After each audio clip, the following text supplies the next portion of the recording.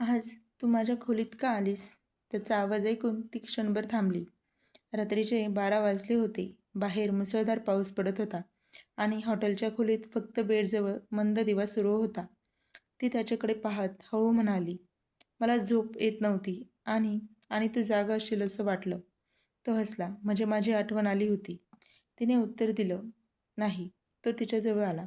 एक पाऊल, मग दुसरं. ती मागे सरकत गेली, जोपर्यंत तिची पाठ दरवाजाला लागली नाही.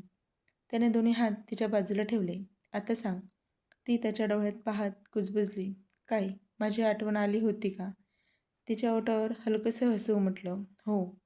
त्याच्या नजरेत अचानक काहीतरी बदललं. तो तिच्या चेहऱ्याजवळ झुकला. तिचा श्वास वाढला.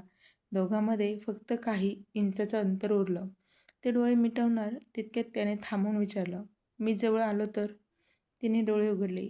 मग मला दूर जावंसं वाटणार नाही. त्याने तिचा हात हातात घेतला. त्या स्पर्शाने तिच्या अंगावर रोमांच उठले. क्षणभर दोघेही काही बोलले नाहीत. बाहेर वीज चमकली आणि अचानक खोलीचा दिवा बंद झाला. अंधारात तिचा हात त्याच्या हाताला घट्ट धरला गेला.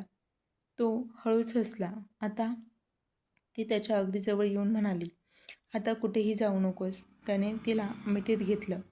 त्या मिठीत काहीतरी अपूर्ण होतं. एक प्रश्न, एक ओढ, आणि पुढे काय होईल याची दोघांनाही जाणीव होती. पण त्या रात्री त्यांनी घाई केली नाही, कारण कधीकधी स्पर्शापेक्षा स्पर्श होण्याआधीची ती बेचैनी जास्त रोमॅन्टिक वाटते. कथा आवडल्यास लाईक अँड सबस्क्राईब नक्की करा. धन्यवाद.